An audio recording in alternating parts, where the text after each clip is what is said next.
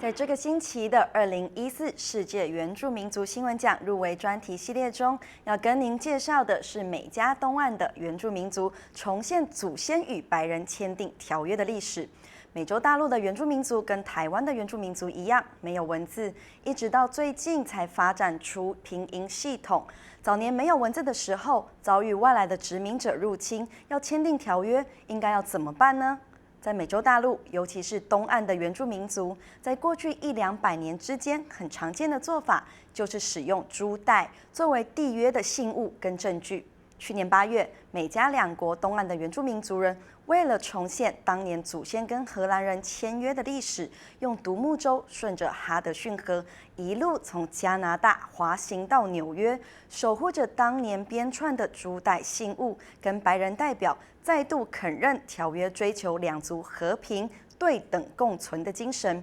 外来者跟原住民族签订的条约定下的承诺，不可以毁坏。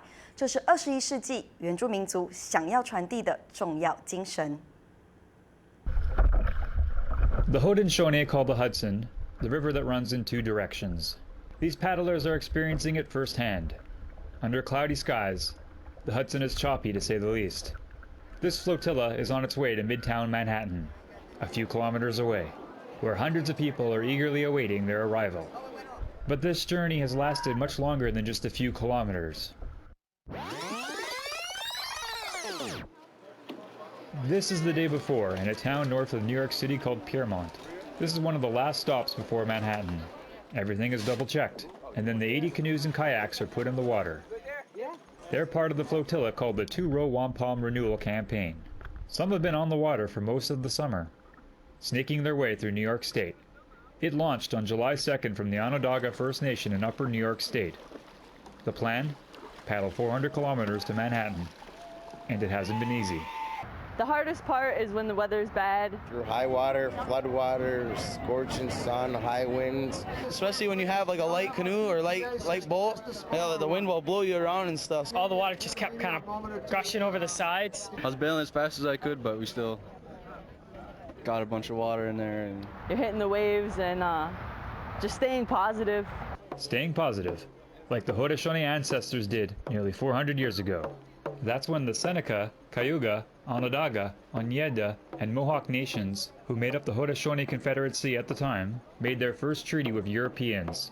It was with the Dutch, with whom they had a trading relationship with. The Dutch put the agreement in writing. The Haudenosaunee put it on a beaded wampum belt, with 2 purple perpendicular lines, separated by 3 white ones. The Two-Row Wampum Treaty describes our two peoples as traveling down the river of life side by side in peace and friendship. The 2 rows represent that we're like brothers and not like father and son, and that we're not to govern and they're not to govern us. This is our Haudenosaunee people in our canoe with our ways, and the Dutch with their ways and their people and their cultures. You can see that they're all the way. They never touch. They never cross paths. For as long as the grass grows green, for as long as the sun shines from the east and sets in the west, they're always living side by side down the river of life, in the same river of life. this peace, friendship is forever. Forever. The Two-Row Wampum is more than just a treaty for the Haudenosaunee. It's a cultural touchstone. You'd be hard-pressed to find a single member of the 6 member nations who do not know of its existence, who can't speak to its simple but profound beauty and meaning. They find it irksome that most of the ancestors of the people they made the treaty with have no idea it exists. That's where the idea of a flotilla was born. They would bring the Two-Row Wampum to New York, just as their ancestors did before them. Here in New York City, a lot of people don't even know we still exist. That's where neighbors of the Onondaga Nation, or Noon, come in. Unfortunately, my people, the people of New York State, the United States, the settlers here have not upheld our part of that agreement. Based in Syracuse, New York, Noon has been working side by side with the Onondaga Nation for 2 years to organize the flotilla. They also serve a poignant purpose on the water. Non-Aboriginal paddlers, or allies as they're called, form a second row next to the native paddlers in a live-action homage to the wampum. part of the goal of the campaign is to try and bring that vision to life. And so, paddling down this river side by side felt like a way to do that, to help show people that this is a vision which can come to life now. This is not just ancient history from 400 years ago, but it's something that we have a responsibility today to seek to live up to. The two-row wampum renewal campaign was conceived in order to educate the general public. It's the written history that misleads. The colonizers of this land are being misled to this day by the education system. So we're bringing the message of peace and friendship and forever. And they've been accepted with open arms wherever they've stopped. Communities all over New York State have provided food, campgrounds, and showers to the flotilla. And perhaps most importantly, they've listened. Can I take a picture of it right now? But for all the peace and friendship this journey has been promoting, scratch the surface, and history's wounds emerge. They had a policy back years ago that we were going to be assimilated, eliminated, and so that they would have free reign of this country. But as you can clearly see, we ain't going anywhere. Which brings us back to the last leg of their journey, because this day is not so much about education.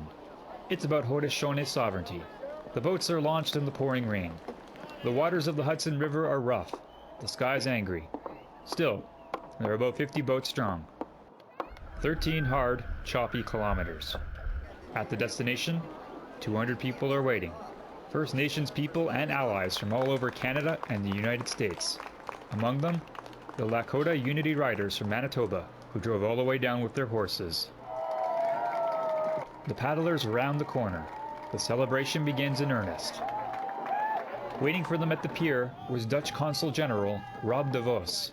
In a gesture that echoes back 400 years, he is presented the two-row wampum belt by its custodian, Hickory Edwards. Then they make their way through the crowd. The paddlers are tired, but they're not done. Across town, the United Nations is marking the International Day of the world's indigenous peoples. When we go to the United Nations, it's a spark of dialogue. We're being listened to, and I know that our leaders have important and strong, powerful things to say, and I would just like to be heard. I would like our people to be heard, Once there, they were greeted by the UN Secretary General. Today, I urge member states to take concrete steps to address the challenges facing indigenous peoples, especially their marginalization and exclusion, by honoring all commitments and examining what more can be done. But the main event for the Haudenosaunee is Oren Lyons, faithkeeper of the Onondaga Nation and longtime native rights activist. He helped establish the UN's first working group on indigenous issues in 1982. Lyons is deeply respected, even revered. He spoke for close to 20 minutes and shared a Haudenosaunee teaching regarding leadership. When you sit and you counsel for the welfare of the people, think not of yourself, nor of your family, nor even your generation. Make your decisions on behalf of the seventh generation coming. As my question, to one and all here, is how do we instruct 7 billion people as to the relationship to the earth? Then he closed on a positive note. It's going to get better because I saw that will out there on the river. So with that, I thank you so much for this chance to speak. Lyons speaks of will and hope for the future. It resonates with young people like they got Leos Edwards. But she says as fine as those words are to hear, real change will only come from within their own communities. And it's easy to sit here and talk about things, but it's hard to go back and do them.